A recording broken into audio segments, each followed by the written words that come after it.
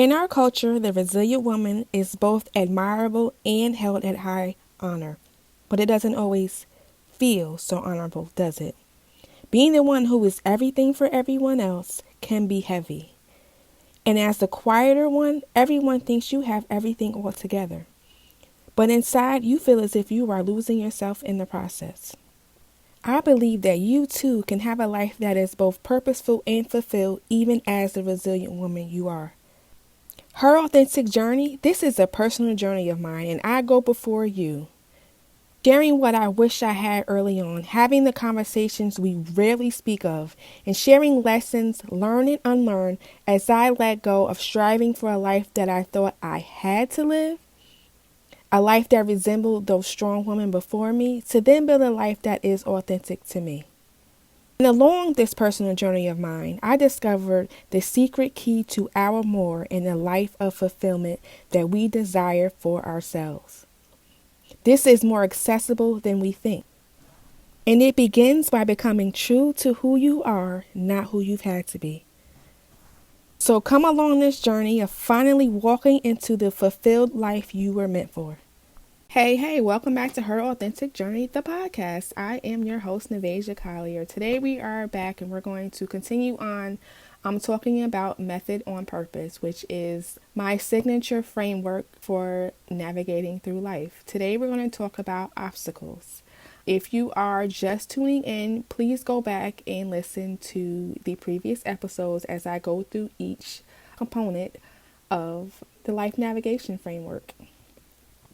So today we're going to talk about obstacles, about identifying the barriers in the way or preventing you from your forward progression.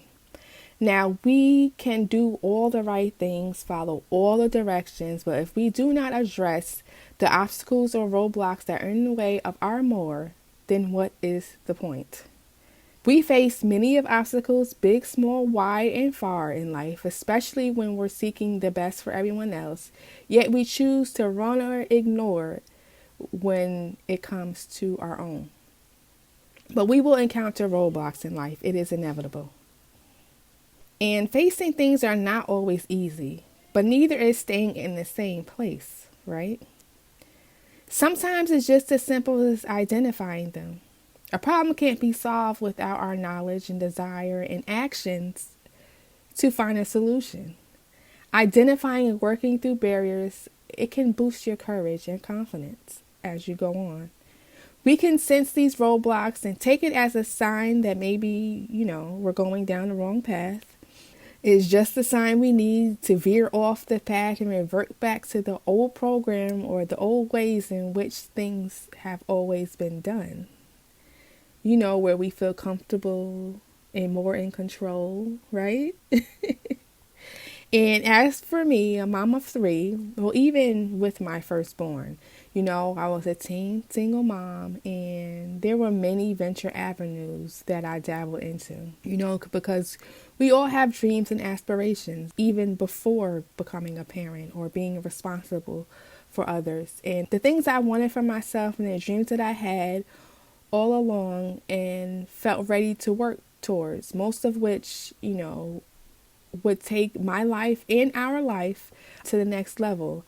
But each time that I began to do the work, whatever it may have been at the time, in education, a higher position within my career, relationships, anything, as soon as the kids' behaviors changed or if they experienced something heavy in their lives, I'm even talking about as they grew older, okay, I would immediately drop that thing I was working on or working towards because I have missed something, right? My attention was elsewhere and I could have prevented or protected them better if I was not focused in other areas. So the obvious problem to me at that time was my focus and attention. The obvious solution was for me to stop what it is that was distracting me. And I'm going to be honest. Over and over, and I mean over and over, I found myself dropping this and dropping that because my children needed me, right? I thought it was the right thing, what I was supposed to do as a parent. Honestly, up until not too long ago, dropping those relationships, side hustles, certifications, etc.,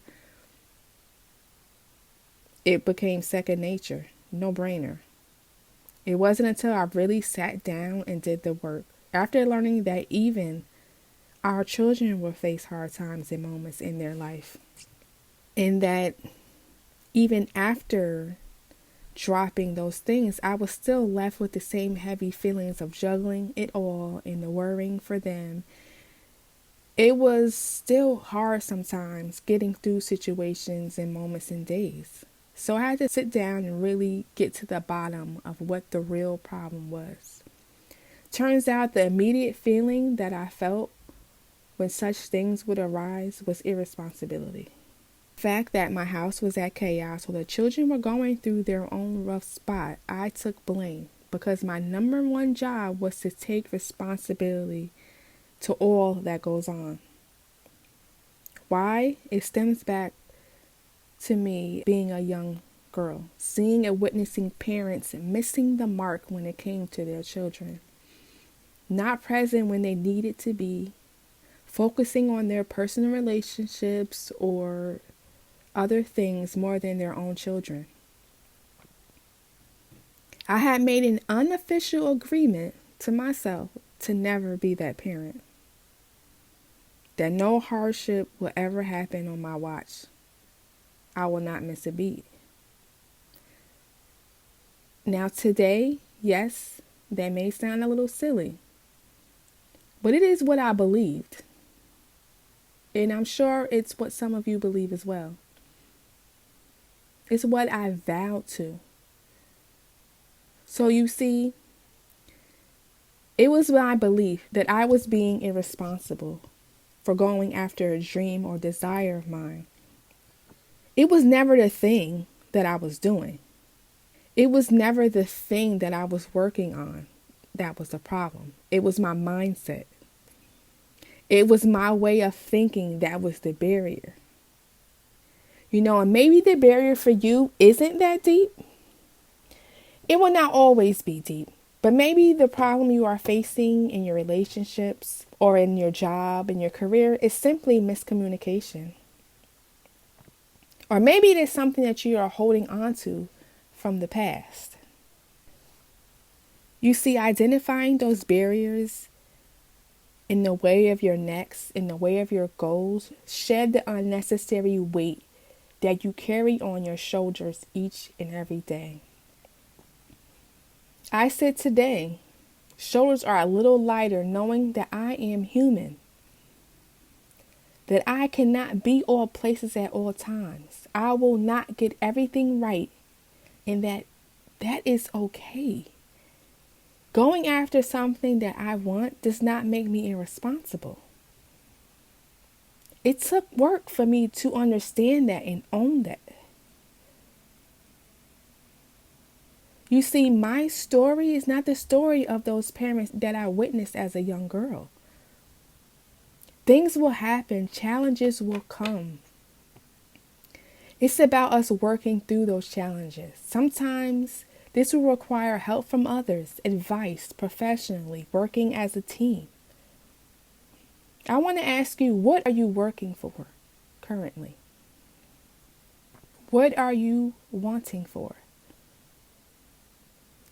Then I want you to sit and think of the roadblocks that maybe are in your way, that maybe you are facing right now, that's blocking you from getting there.